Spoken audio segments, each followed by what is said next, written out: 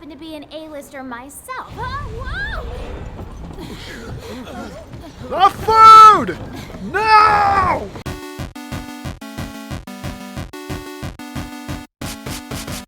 Hello there, my name is Frogman, also known as Rhinecraft for you people, and it may not look like it, but I need to fit in with my fellow dudes. I can't help it. Most things that men look for are things that I don't have. It says here I need to be over 6'4", 325 pounds, my first 10-yard split needs to be under 1.8, and a 3-cone drill that is better than 7.72.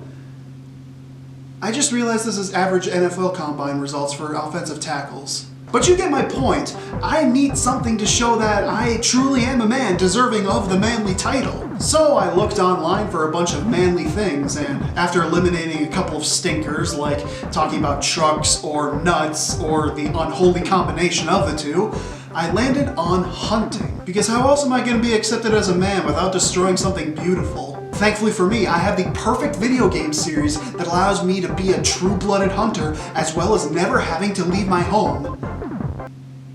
Something tells me I'm missing the point here. Monster Hunter World starts off with you joining the 5th Fleet of Hunters exploring the new world. You see a great view of hunters, their palico companions, exceptional food, and some very friendly hunters. After being asked what your story is, you are prompted to build your character. And see, this is one of the best parts about Monster Hunter. You get to create a character that fits exactly to what you are in real life, a perfect reflection of your set. Wait, female,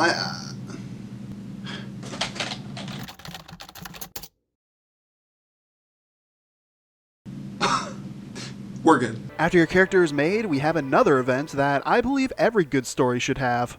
Running into a sentient mountain, allowing the player to get a feel for the movement and literally crash into the world of Monster Hunter World. Following that, you were given a really long tutorial, and on repeat playthroughs, it's a little lengthy, but considering the time this game came out, it was kinda necessary to do. You're introduced to the map, the new monsters, the look of collection points, and brand new interactive vegetation scattered around in the world. This game marks the first installment where plants and items can be picked up and used in the Slinger, a wrist-mounted slingshot that gives loads of versatility to the hunter. And by versatility, I mean waiting for any of the select ammo that staggers the monster when you shoot it. There are other ammo types that apparently might do something, but when you're staring down the gullet of a beast that would smash up your local DMV and you've got a big stick with a blade on it, you're not going to be shooting bullets that make the target wet. And speaking of things that make me wet,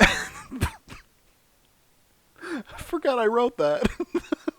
The weapons of this game have all undergone serious changes. In the old games, the greatsword is a slow, lethargic beast of a weapon that rewards few but devastating blows. In World, the greatsword is still rather slow, but with an added shoulder bash that allowed the player to tank a hit and not lose its great charge, allowing for even more devastation. This type of revolution is seen throughout all of the available weapons, and going over each would take too much time, but know this: World changed every weapon to make them more fluent, more damaging, and in my opinion, way more fun than in the base games. There's just this feeling of fluency that oozes through the entirety of Monster Hunter World, from the lack of loading zones and maps, hunters stumbling forward to keep their momentum, or breezing past a collection point with just one button press. World keeps you in the action and rarely ever stops you from moving forward. But with this revolution in style of Monster Hunter as a series, the game is still very comfortably its own. The name of the game is Monster Hunter, and that is all that you will be doing. Granted, doing that one thing is something that this series does so very well. All of the normal Monster Hunter conventions are here, like weapon and elemental types, and you still need to sharpen your blade unless you want to risk it bouncing off of the monsters you cut at. The minute mechanics, like being able to move while healing, make the game easier and a great entry point for new players to the series. However, experienced Monster Hunter players may find the base game extraordinarily easy, exploiting all the new movement and mechanics as the older titles forced players to be more crafty with their health and boosts. But by far, the best mechanic this game introduces, in my opinion, is the idea of researching monsters. Now, you may say, Ryan, it's called Monster Hunter. How do you research them if you're meant to hunt them? It's easy.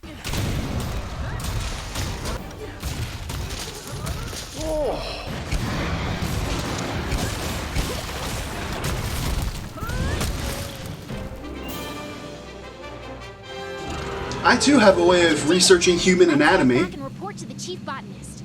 It hasn't caught on yet. By hunting and capturing monsters, you gain more information on said monsters, allowing you to track them, learn their weak points and elemental weaknesses. This kind of stuff has always been in the game, but this game allows the player to learn that information in-game in a way that's easy to understand and makes sense within the universe. Now, being the type of people that asks a lot of questions, you may be asking, how do we get these elemental weaknesses? Well, the monsters use elements, and you are killing the monsters. They're not going to need their skin, right? Using the scales and parts of the monsters you defeat, you are able to craft weapons and armor that give you different effects on hunts. You've got weapons that can harness the power of fire, armor that will raise your weapon's effectiveness, or my favorite armor set, the Odogaron armor, that raises crit rates, keeps your weapon sharp, and it looks cool as heck. If not a little bit impractical for the female version. Wait, maybe that's their secret.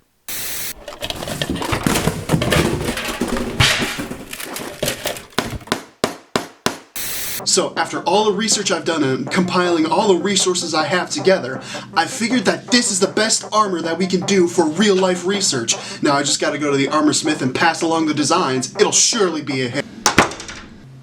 I think they're all a bunch of wimps. I know this kind of armor works because the manliest character, i.e. my character, always fought monsters with this kind of armor on. Therefore, I'm going to prove that by finding the biggest animal I can find and fighting it. Is it manly to get debilitating wounds?